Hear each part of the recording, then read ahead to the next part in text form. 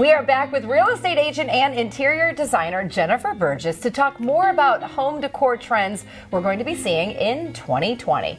Now, Jen, let's start things off by talking about maybe the trend of a whole room, because we've saw a lot of that farm-looking home. We've seen the vintage home.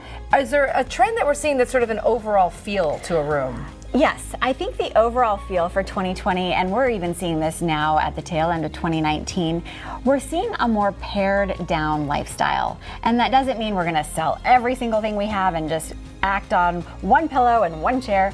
We're just seeing a more of an edited lifestyle. So we're kind of decluttering, we're inviting some open space into our homes, and no matter what the style is, I think we're seeing a little bit more breathing room.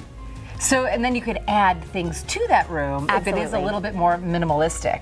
Yep. So when we're going to add things to it, that brings us to home decor accessories. Absolutely. What is hot right now? What can we add to these rooms? So what we're seeing is a little bit of a boho trend added into a modern home, or even just, a regular tract home built in the early 2000s.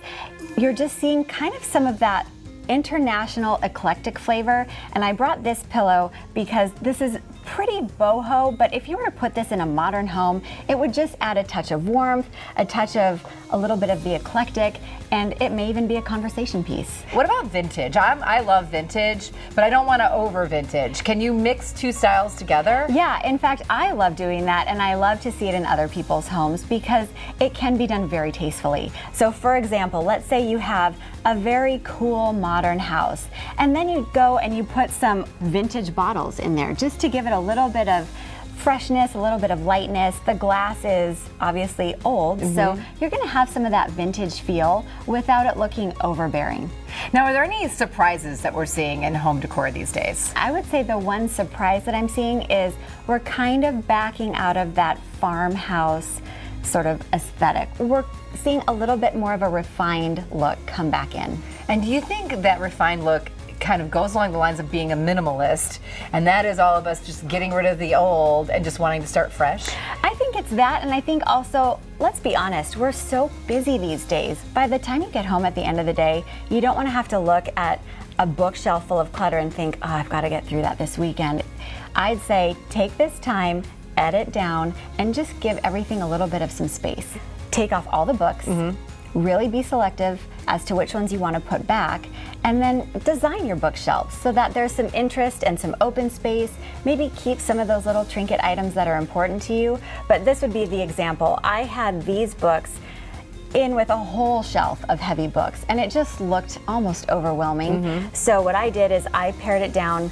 I actually matched the color palette of the books, just to have a little bit of neutrals, some interest with the dark book, but then I just put it on the shelf all by itself, and it just looks different. It looks cleaner. It looks designed. Yeah. And when we're talking about changing up looks, you've got some pillowcase covers here. Is this a great way then to change out your accessories even monthly if you wanted to do that? It's the easiest thing because look, you buy a great fill and then you can change this out seasonally. So for example, for those of us who really love Christmas and the holidays, get some holiday, turn this into a pillow. Right. And then once the holidays are past, maybe bring this out because this is a pretty bold print. It's just like, hello, New Year. And then by the time summer rolls around, maybe you want something a little lighter, a little bit brighter. Yeah. It's just a great and easy way, and it's non-expensive. Any last minute advice you have for all of us looking into 2020? I have seen a lot of homes lately that have what I would call an identity crisis. You have an architectural style on the outside, but you go into the house and it looks nothing like the house on the outside. So it's almost creating a dissonance. So I would say, be very true to what your house was designed to be. If your house is a Mediterranean Tuscan style, it doesn't mean you have to go that heavy, old mustard yellow look.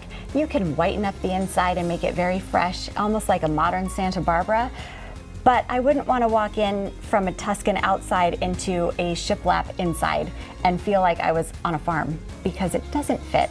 So I would just say the trend is be very true to what your house is. Jen, great information. Thank you so much. You're so welcome. Absolutely. For more trend ideas from Jen, just head to her Instagram.